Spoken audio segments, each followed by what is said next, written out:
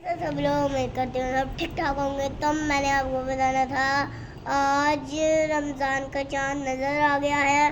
तो कल रमज़ान की पहली तारीख है, 1 तारीख है।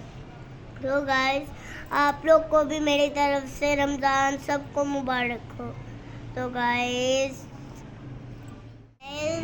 आप लोग रमज़ान में इबादत किया करें, अल्लाह ताला को राज़ी किया करें। और अब मैं आपको चाँद दिखाती हूँ, ये देखिए।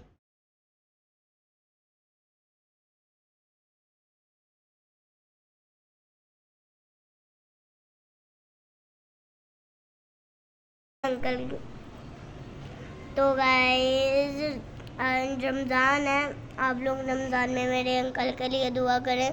और उन्हें फीवर हुआ है तो आप लोग उनके